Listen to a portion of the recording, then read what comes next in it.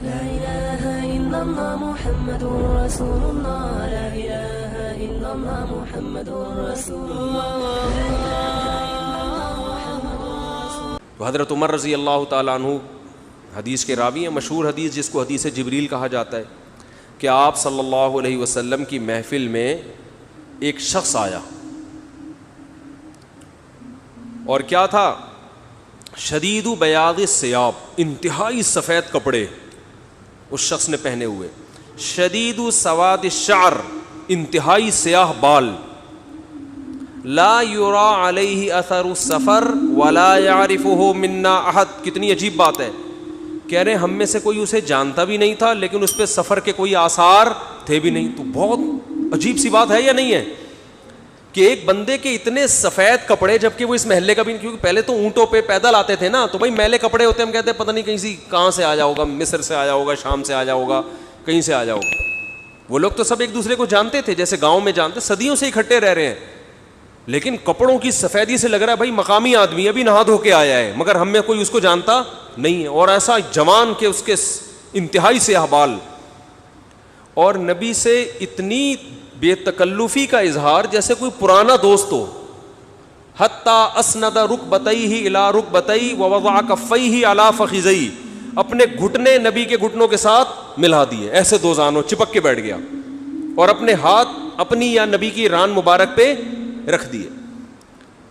تو کتنا عجیب منظر ہے. لیکن حضرت عمر فرماتے ہیں ہم میں یہ گویا حدیث کا مفہوم ہے کہ ہم میں ہمت نہیں ہوئی کہ نبی سے پوچھے کہ یہ کون ہے. بھائی دیکھ رہے ہیں بس جو بھی منظر ہے دیکھتے رہو، ہو کیا رہا ہے. بھائی نبی جب نہ اس کو ڈانٹ رہے ہیں نہ اسے کچھ کہہ رہے ہیں، ہوگا کچھ ہمیں نہیں پتا. اور پھر آگے کیا فرماتے ہیں کہ نبی سے سوال پوچھا، یا محمد اخبرنی عن الاسلام، آپ مجھے بتاؤ اسلام کیا ہے. تو آپ صلی اللہ علیہ وسلم نے بتانا شروع کیا، الاسلام ان تشہد ان لا الہ الا اللہ وان محمد رسول اللہ. سب صحابہ بیٹھے ہوئے ہیں، سب یہ منظر دیکھ رہے ہیں، مگر کسی کی ہمت نہیں ہے کہ وہ نبی کی مجلس میں پوچھ لیں. بھئی چپ کر کے دیکھتے رہو کیا ہو رہا ہے. ہم ہوتے 20 دفعہ ہم درمیان میں پہلے اس کو گریبان سے پکڑ کے باہر نکالتے ہیں، تو ہے کون، کس سے پوچھ کے آیا ہے، اور تو پہلے بتا، تو تیرے کپڑوں پہ نہ کوئی اثر ہے، جن تو نہیں ہے کہیں. بھائی دیکھ رہے ہیں کہ جب نبی کچھ نہیں کہہ رہے تو سب سے زیادہ اعتراض کس کو ہونا چاہیے تھا؟ نبی کو. تو نبی ہم سے زیادہ جانتے ہیں، تو جب وہ خاموش ہے تو ہم بھی کیا کریں؟ چپ کر کے بیٹھے رہیں، آرام سے خاموشی سے بیٹھے رہیں. اور پھر کتنا عجیب منظر کہ گھٹنے نبی کے گھٹنوں مبارک کے ساتھ ملا کے پوچھ رہے ہیں کہ اخبرنی عن الاسلام، آپ بتاؤ مجھے اسلام کیا ہے. تو آپ نے فرمایا اسلام یہ ہے کہ گواہی دو کہ اللہ کے سوا کوئی عبادت کے لائق نہیں اور محمد صلی اللہ علیہ وسلم اللہ کے بندے اور رسول ہیں.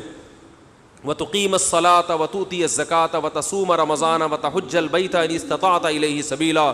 رمضان زکوٰۃ دو، رمضان کے روز نماز قائم کرو، زکوٰۃ دو، رمضان کے روزے، اور استطاعت ہے تو حج کرو. فرماتے ہیں اس نے کہا صدقتا، اے محمد آپ نے سچ کہا. حضرت عمر کہتے ہیں ہمیں اور عجیب، فعجبنا یسألہ ویصدقہ.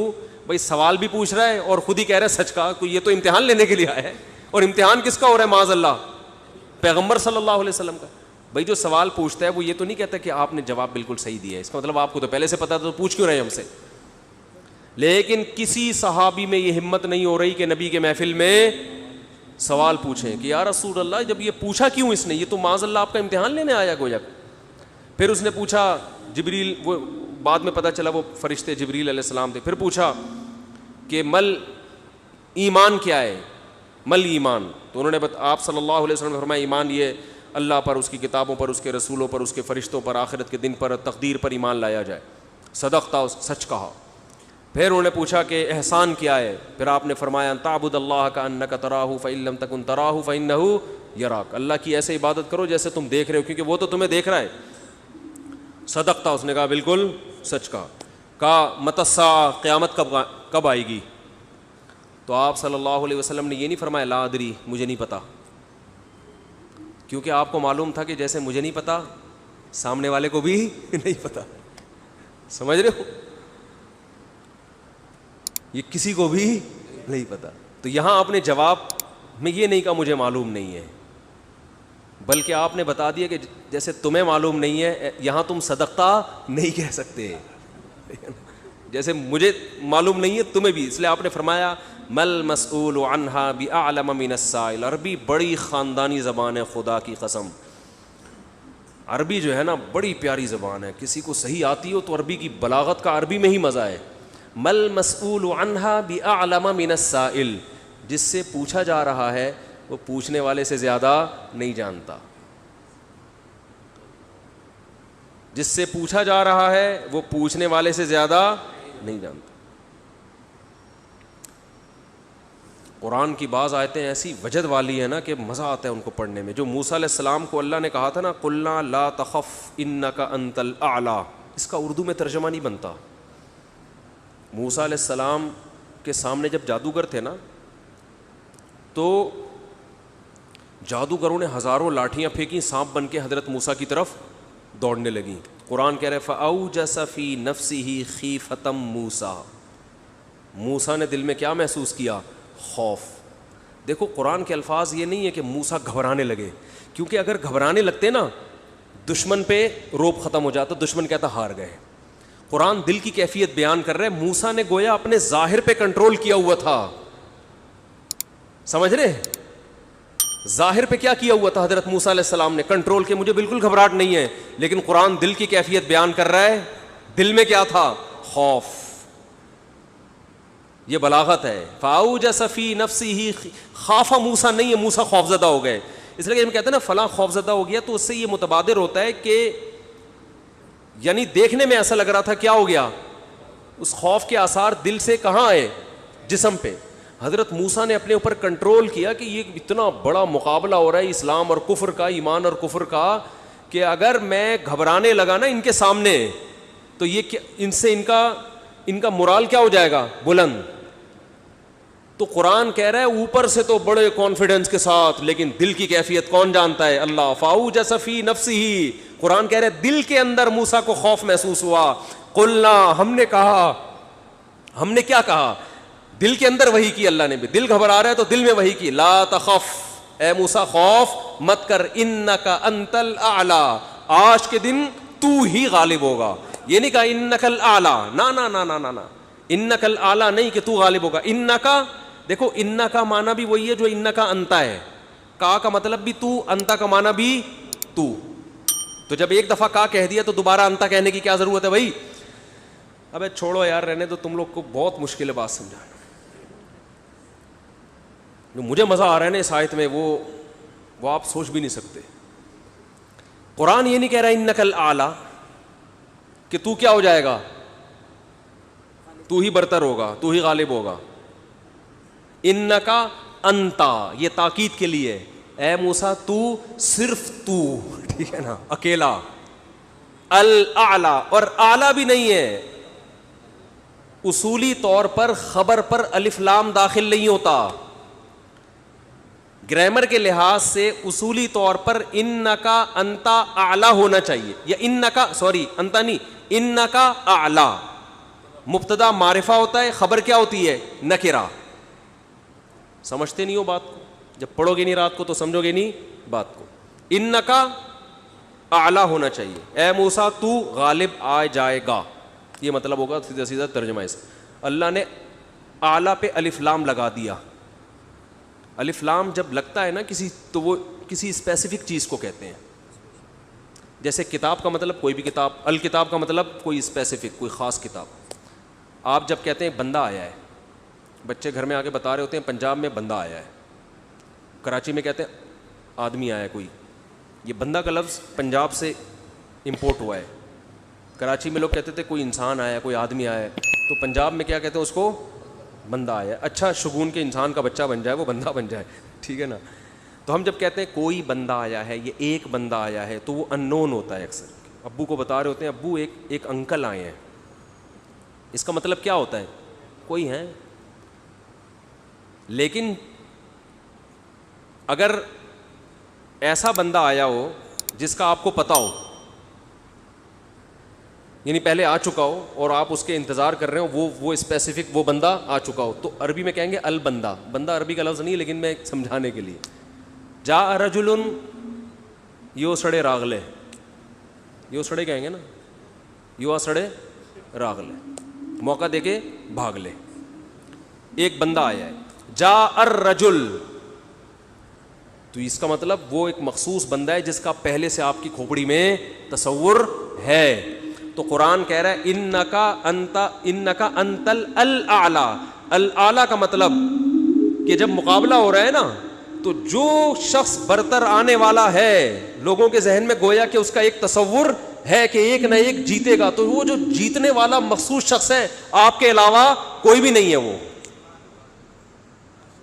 اور صرف آپ ہی ہو. الاعلی کون ہے آج؟ الاعلی, اعلی نہیں بلکہ الاعلی کون ہے؟ پورا ترجمہ ہو نہیں سکتا اس کا. وہ کون ہے؟ اے موسیٰ صرف اور صرف تو ہی ہے, تو لا تخف, تجھے خوف زدہ ہونے کی ضرورت نہیں ہے. تو کیا بات کر رہا تھا میں, یہ آیت کہاں سے آ گئی؟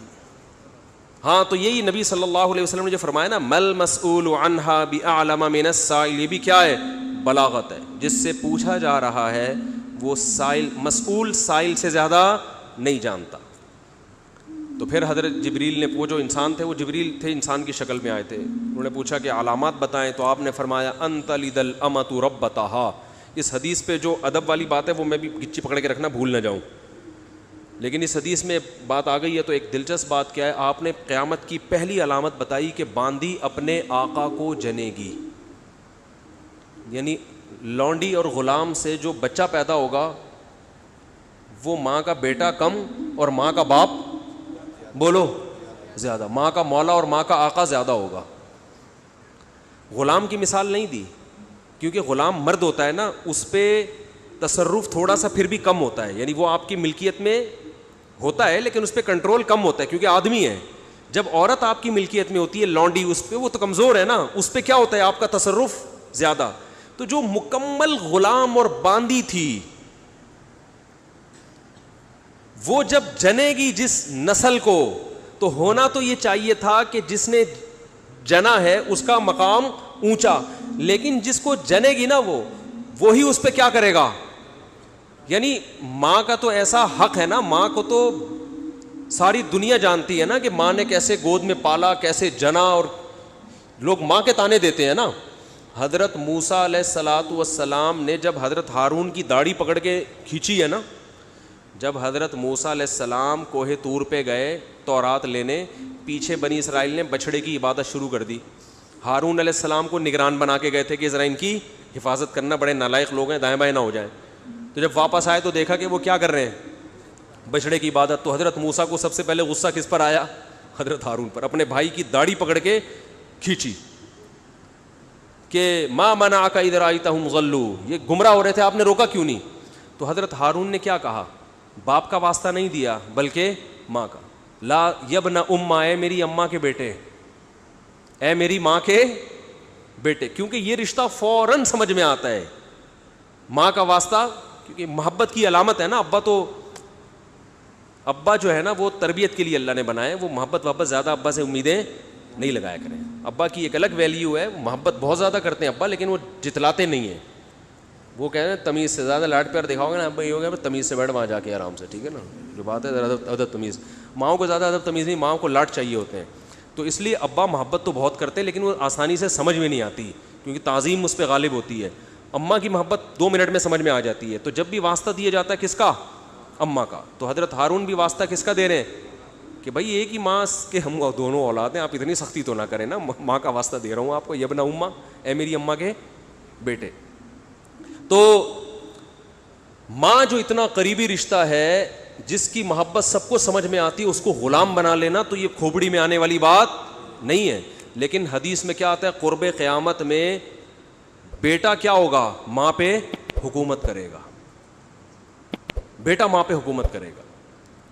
تو ہونا تو یہ چاہیے تھا کہ جو جنے, وہ جس کو آپ جن رہے ہیں وہ گویا ایک قسم کی لونڈی غلام ہو, ماتحت ہو, لیکن الٹا حساب ہو رہا ہوگا.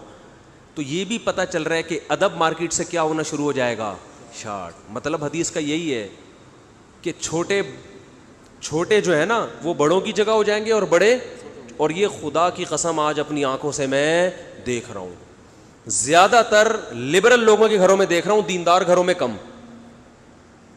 باپ اور ماں اپنے بچوں کو اسکولوں میں 15-20 ہزار روپے فیسیں دے کر بدتمیز بنا رہے ہیں باقاعدہ پیسوں کے ذریعے. یعنی اسکولوں میں پڑھا رہے ہیں, ماڈرن اسکول ہیں, اور بہت ہی ماڈرن قسم کے اسکول جن میں مذہب نہیں ہے. بچہ انگلش بہت اچھی بول لیتا ہے, اور ٹھیک ٹھاک فیسیں دے کے کیا کر رہے ہیں, اپنی نافرمانی پیسے دے کے سکھا رہے ہیں. آج بھی میرے پاس ایک کیس آیا, کسی کو نہیں پتا چلے گا کس کی بات ہو رہی ہے. ایک صاحب نے کہا میں نے اپنی بچی کو ایڈمیشن کروایا, میں 20 ہزار روپے فیسیں دے رہا ہوں, اور وہ چرس پی رہی ہے, وہ پتہ نہیں کتنے لڑکوں سے دوستیاں لگا رہی ہے. تعلیم کو فوکس کرنے کے چکر میں تہذیب کا بیڑا غرق کر دیا. یعنی گویا کہ پیسے دے کے باقاعدہ کیا کیا جا رہا ہے, اپنے بچوں کو خراب کیا جا رہا ہے. تو جنا بھی خود, احسان بھی خود کیا, اور نکلا کیا رزلٹ, وہی آپ پہ کیا کر رہا ہے حکومت, وہ آپ کی ایک بات ماننے کے لیے تیار نہیں ہے. تو یہ وہ دور ہے جس سے ہم گزر رہے ہیں. تو اس میں بھی ادب کی تلقین کی گئی ہے. جب کچھ اس طرح کے لوگ آتے ہیں نا میرے پاس, کہ باپ بیٹا بیٹھا ہوا ہوتا ہے اور باپ اپنے بیٹے کی شکایتیں کر رہا ہوتا ہے بڑے دھیمے لہجے میں کہ بچے کو غصہ نہ آ جائے, اور بیٹا جواب دے رہا ہوتا ہے بڑی اونچی آواز میں. یہ میں نے بہت دیکھ لیا ہے, بہت دیکھ لیا اپنی زندگی میں. اس سے مجھے فوراً وہ حدیث یاد آتی ہے کہ اس کو باپ ہونا چاہیے اور اس کو بیٹا. باپ کو یہ ڈر لگتا ہے کہ یار اب میری اولاد ہے, یار میں کوئی اونچی آواز سے وہ ایک دم میٹر نہ گھوم جائے اس. دیکھو یہ اولاد کے نالائق ہونے کی علامت ہے کہ آپ نے اپنے باپ کو یہ اتھارٹی نہیں دی ہے کہ وہ آپ کو ڈانٹ سکے. اگر آپ کا باپ آپ کو ڈانٹتے ہوئے گھبراتا ہے نا, خدا کی قسم یہ باپ کے خراب ہونے کی دلیل نہیں ہے, یہ اولاد کے خراب ہونے کی دلیل ہے. یہ اولاد کے خراب, وہ ڈر لگتا ہے اس کو کہ یار کچھ بول دوں تو ایسا نہ ہو ناراض ہو جائے گی. میں نہیں کہہ رہا اولاد پہ بیجا سختیاں کریں یا خام خامے ڈانٹ ڈپٹ کرتے رہیں, اس سے تو ڈپریشن کے مریض بنتے ہیں. ماں باپ ظلم بھی کرتے ہیں. اس پہ میں انشاءاللہ بیان کروں گا کہ میرا ارادہ ہے, میں نے جو سینٹ میں بل پیش ہوا نا کہ ماں باپ کو اولاد پہ ہاتھ اٹھانے کی اجازت نہیں, شوہر کو بیوی کو ڈانٹنے کی اجازت نہیں, تو یہ بالکل خلاف ہے, لیکن اس کا ناجائز فائدہ بھی اٹھایا جاتا ہے. تو ماں باپ کو بلا وجہ اولاد پہ ہاتھ اٹھانا شرعاً جائز.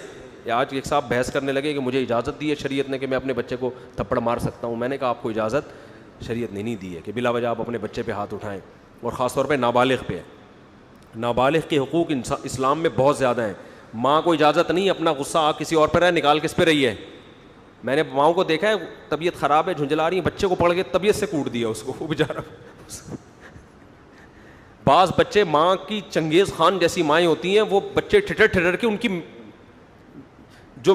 جو گروتھ ہے نا وہی رک جاتی ہے ان کی. اتنا سختی کا ماحول انہوں نے گھر میں دیکھا ہوتا ہے. تو یہ نہ باپ کے لیے جائز ہے اور نہ ماں کے لیے. تو اس میں علماء کے واقعات بھی سناؤں گا کہ اپنی اولاد کو مارنے سے پہلے کیا ان کے اصول تھے کہ ہم زیادتی نہ کر بیٹھیں. تو یہ بھی ہے. اچھا خیر, تو جلدی سے بات کو یہ سمیٹ کے ختم کرتا ہوں. یہ کیا ہو گیا, ہو گیا. تو رسول اللہ صلی اللہ علیہ وسلم کی محفل میں حضرت جبریل آئے تو حضرت عمر فرماتے ہیں, تو حضرت عمر رضی اللہ تعالیٰ عنہ فرماتے ہیں فلبثت ملیہ, میں نے جب یہ منظر دیکھا تو میں بہت دنوں تک ٹھہرا رہا. یعنی کچھ دن گزرنے کے بعد بھی حضرت عمر کی ہمت نہیں ہوئی کہ نبی سے پوچھیں کہ یا رسول اللہ یہ کون تھے, یہ کیا ہے احترام, کہ بھئی ایسا نہ ہو نبی صلی اللہ علیہ وسلم ناراض ہو جائیں. خود کیوں نہیں بتا رہے بھئی, یہ اہم بات ہوتی تو آپ صلی اللہ علیہ وسلم تو خود معلم تھے, خود بتاتے.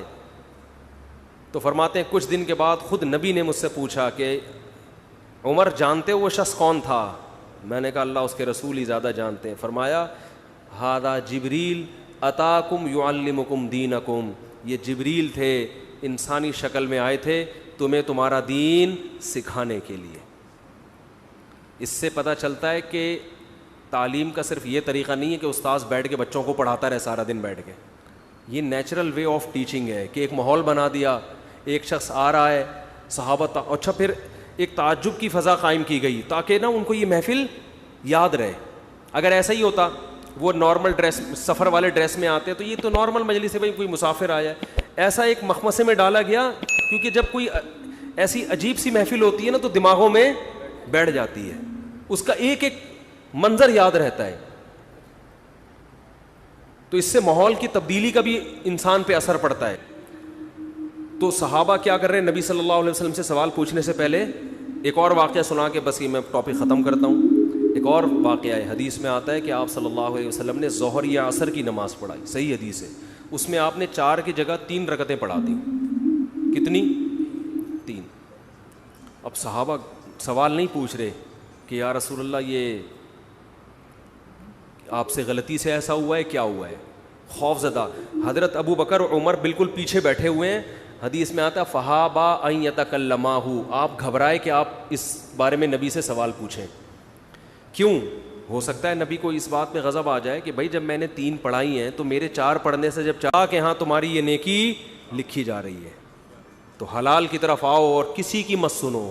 سمجھتے ہو, بائک پہ گاڑی پہ پہلے سے موسٹ وانٹیڈ لکھ کے لگا دو, کسی کی مت سنو, اس میں ٹینشنیں آئیں گی, برداشت کرو اللہ کے لیے. سمجھتے ہو, میں اپنی ٹینشنوں کے قصے سنانا شروع کر دوں آپ پاگل ہو جاؤ گے. آپ کہتے ہو مسا بڑے ہنسی خوشی, اللہ کا شکر ہے ہنسی خوشی زندگی گزری ہے, لیکن بہت ٹف لائف گزاری ہے میں نے, جو اگر میں آپ کو سناؤں تو آپ بولو یار یہ ہو کیا گیا. لیکن یہ کہ بس ایک دفعہ فیصلہ کر لو یار, ہے بس. جو لٹکا ہوا ہوتا ہے نا کم وقت بیچ کا آدمی, کرنے جا رہا ہے پھر ڈر گیا, پھر واپس آ رہا ہے, پھر کرنے جا رہا ہے, یہ اپنی بیوی کو بھی ٹینشن دیتا ہے اور گھر میں بھی ٹینشن کا ماحول, اور کرنا کرانا اس نے کچھ, اور یہ کرے گا تو مرے گا بھی, یا تو پہلی کو لٹکا دے گا یا دوسری کو لٹکا دے گا. تو ایسے بزدلوں کا کام نہیں ہے. سمجھ رہے ہو, پوچھ رہے ہوتے ہیں کر لوں جا کے بیگم کا. آج ایک آدمی نے کہا کہ میں دیکھ رہا ہوں, میں ابھی گھر بیوی کے سامنے دوسری شادی کی بات کروں گا, دیکھتا ہوں ریئیکشن کیسا ہو رہا ہے, اگر برداشت ہو گیا تو کر لوں گا, اگر نہیں ہوا تو. میں نے کہا بھائی تو نہیں کر, میں نے اس کو منع کیا. میں نے کہا تیرے اندر ہمت نہیں ہے, 2 بیویوں کو رکھنا بہت مشکل کام ہے, بہت ٹینشن کا کام ہے, بڑا حوصلہ چاہیے, ہمت چاہیے, ببر شیر جیسی آواز چاہیے اس کے لیے. ڈانٹو تو کانپنے لگے وہ, ورنہ وہ نہیں, وہ مار دے گی. تو بہت مشکل کام ہے, ٹھیک ٹھاک ٹینشن ہوتی ہے اس میں, لیکن پھر بھی میں کہتا ہوں کرو کیونکہ معاشرے کی ضرورت ہے یہ, لیکن دل گردہ پیدا کر کے کرو. آرمی میں بھرتی ہونے کے لیے جاتے ہیں نا, تو جب وہ پوچھیں گے آپ کو میدان جنگ میں بھیجا گیا تو آپ جاؤ گے, تو آپ کیا کہو گے؟ سر بالکل جاؤں. اگر آپ نے انٹرویو میں کہہ دیا اس وقت میں دیکھوں گا سچویشن, اگر ایسا ہوا میں دیکھوں گا حالات کیا ہیں, تو سلیکشن ہوگی. دفعہ ہو یہاں سے, بول نکل, مروائے گا. تو فوج میں دیکھا جاتا ہے بھائی دل گردہ ہے یا نہیں ہے. ISSB کے امتحان میں بھی دیکھا جاتا ہے اس میں. اچھا اس میں یہ بھی دیکھا جاتا ہے کہ بحث کرنے کی طاقت کتنی ہے اس میں. بعض لوگ نا بحث ہی نہیں کر پا رہے ہوتے, ایسے منمنا رہے ہوتے ہیں, ہنا رہے ہوتے ہیں, تو ان میں بھی ڈیسیجن پاور نہیں ہوتی. تو یہ سب چیزیں میں تو کہتا ہوں 4 شادیوں, دوسری شادی سے پہلے ISSB کا امتحان کلیئر کرواؤ. اس سے امتحان میں پاس ہو جائے تو 4 کر, امتحان میں فیل ہو گیا بھائی, جو آدمی میدان جنگ میں صف اول میں لڑ نہیں سکتا وہ دوسری شادی نہیں کر سکتا. میری رائے ہے یہ, جو وہاں لڑ سکتا ہے وہ یہاں بھی لڑ سکتا ہے. یہ بالکل, بلکہ وہاں لڑنا شاید آسان ہو, یہاں میں نے ایسے لوگ بھی دیکھے میدان جنگ میں لڑے, جنگ ہوئی, انڈیا پاکستان کی جنگیں تو ہوتی رہتی ہیں نا, میدان میں بہادری کے جوہر دکھائے, گھر میں آ کے کہا یار یہ کام ہم سے نہیں ہوتا. بہت زیادہ ہو گئی آج. بزرگوں سے سنا ہے کہ علم نافع کی دعا مانگنی چاہیے. بہت لمبا سوال ہے, پھر انشاءاللہ بتائیں گے بعد میں. بہت ٹائم ہو گیا بھائی. ٹھنڈا پانی پینا سنت ہے, مگر آج کل جو ٹھنڈا پانی فریج کا ٹھنڈا, یہ بالکل صحیح ہے. فریج کا ٹھنڈا سنت نہیں ہے, جو نیچرل ٹھنڈا ہو, کنویں کا جو ٹھنڈا, چشموں کا جو ٹھنڈا پانی ہوتا ہے وہ نہیں مل رہا تو فریج کا ٹھنڈا پی لو. چشمے کے لیے تھوڑی جائے گا وہاں پہ. میرا مطلب ہے کہ بالکل جو ابلے ہوئے گرم پانی چائنیز پی رہے وہ نہ پیو, کم از کم گرمی میں وہ نہ پیو. ہو سکتا ہے صحت کے فائدے ہوں, لیکن سب کچھ صحت نہیں ہوتا. تھوڑا سا اللہ نے لذتیں بھی رکھی ہیں. میں پراٹھے کھاتا ہوں لیکن میں کوشش کرتا ہوں اس کو پگھلا دوں میں ایکسرسائز کر کے, صحیح ہے نا. تو پراٹھے کا اپنا مزہ ہے یار, کیسے چھوڑ دے آدمی. اچھا بھائی ٹھنڈا پانی فریج کا پی لو. کیا اسٹیمپ پیپر پر شوہر اور بیوی کے سگنیچر کیے جائیں تو کیا طلاق ہو جائے گی؟ یا شوہر کو 2 گواہوں کی اسٹیمپ پیپر پہ 3 طلاقیں لکھی ہوئی ہیں اور شوہر نے سائن کر دیے تو ہو جائے گی, گواہ ضروری نہیں ہے. بیوی کے سائن ضروری نہیں ہے, صرف شوہر کے سائن صحیح ہو جائے گی.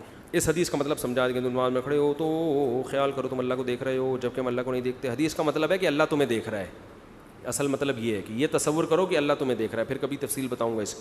سوال یہ کہ ہم دیوبند مسئلے کو فالو کرتے ہیں, لیکن کیا میں بریلوی لڑکی سے شادی کر سکتا ہوں جبکہ میرا بیان نہیں آیا گرین ہری پگڑی والوں میں شادی؟ تو آپ بھی کر لیں, لیکن اس کے عقیدے شرکیہ نہ ہو. اس سے پہلے پوچھ لیں رسول اللہ صلی اللہ علیہ وسلم حاضر ناظر تو نہیں ہے, آپ انسان ہیں, بشر ہیں, مختار کل تو نہیں ہے. یہ عقیدوں کی اصلاح پہلے ضروری ہے, تو کوئی بھی ہو اس کی اصلاح ضروری ہے. اچھا وہی پھر لمبا سوال ہے بعد میں. آٹومیٹک مشین میں اگر ناپاک کپڑے دھوئیں تو پاک ہو جائیں گے؟ آپ کچھ سوال پوچھنا چاہتے ہیں بھائی, پوچھیں, کیا پوچھ رہے ہیں؟ یہ پھر لمبے بہت ٹائم ہو جائے گا نا, بہت زیادہ وقت ہو گیا ہے. ارشاد.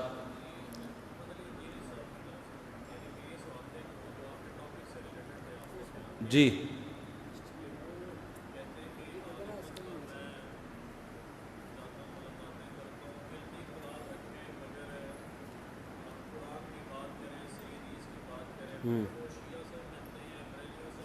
ہاں, کیا سوال مجھے سمجھ میں نہیں, تھوڑا ادھر قریب آ جائیں نا. آواز آپ کی نہیں آ رہی, صرف تصویر آ رہی ہے.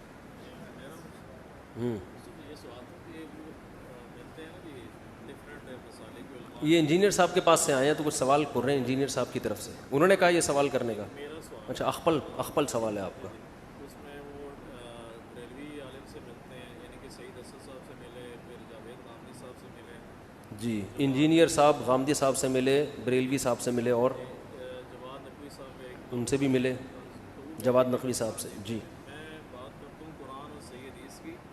علمی اختلاف رکھیں مگر ہم یونٹی کی بات کریں. انجینئر صاحب یہ کہتے ہیں کہ ہم قرآن و حدیث کی بات کرتے ہیں, علمی اختلاف تو کریں مگر یونٹی کی بات کریں. جی آگے. اس پر میں کیا کہوں؟ تبصرہ. ماشاء اللہ. وہ کہہ رہے ہیں, میں یہ کہہ رہے ہیں ان کی طرف سے, پتہ نہیں ان کی طرف سے اپنی طرف سے کہہ رہے ہیں, اپنی طرف سے کہہ رہے ہیں. یعنی ان کا کہنا یہ ہے کہ وہ تو یونٹی کی بات کرتے ہیں, اتحاد کی بات کرتے ہیں. وہ کہتے ہیں کہ میں یونٹی کی بات کرتا ہوں, یعنی کہ اچھا, میرا مقصد یعنی میں سب سے ملتا ہوں, بریلوی علماء سے بھی, شیعہ سے بھی, سب سے ملتا ہوں. تو ملنے پر گورنمنٹ کی طرف سے کوئی پابندی نہیں ہے, مل لیں آپ. اس پر وہ جاتے ہیں ملنے کے. یعنی وہ کہتے ہیں میں اتحاد امت کی بات کرتا ہوں. اچھا لطیفہ سنایا آپ نے, ماشاء اللہ, بہت لطیفہ, بہت اچھا. اتحاد, جتنی باتیں اب تک ہو رہی ہیں وہ ساری کیا ہو رہی ہیں؟ یعنی بزرگوں کی کتابوں سے کیڑے نکال کے امت میں کیا کرنا. ٹھیک ہے نا. مفتی تقی عثمانی صاحب نے بھی کہا ہے کہ احمد رضا بریلوی کا, حضرت حکیم الامہ نے مولانا احمد رضا بریلوی کا بڑا احترام کیا, تو فوراً کیڑا نکال دیا کہ کوئی احترام نہیں کیا. تو اتحاد کی بات تو یہ تھی کہ چلو پہلے نہیں کیا, چلو اب تو شروع کر دیا نا. اتحاد کی بات تو یہ ہوتی ہے نا کہ چلو پہلے اس کو مفنت کا, جو مرضی کا, مگر چلو الحمدللہ, چلو ہم مان لیتے ہیں.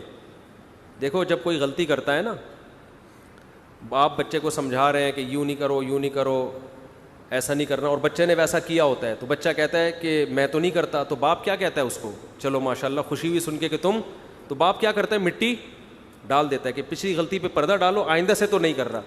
لیکن اگر باپ کی طبیعت میں شرارت ہوگی تو وہ طنز کرنا شروع کر دے گا کہ نہیں تم نے تو کیا ہے, تو یہاں سے بچے کے دل میں کیا پیدا ہوگا, بغاوت کے جذبات پیدا ہوں گے. تو ان سے کہیں کہ آپ اگر امت میں اتحاد چاہتے ہیں تو اپنا طریقہ تھوڑا سا چینج کر لیں.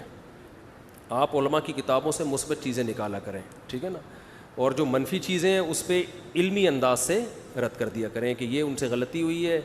مجھے تو یہ ٹاپک ہی فضول لگتا ہے, پتہ نہیں کیا سوال لے کے بیٹھ گئے آپ. چلو پھر کبھی ملیں گے انشاءاللہ.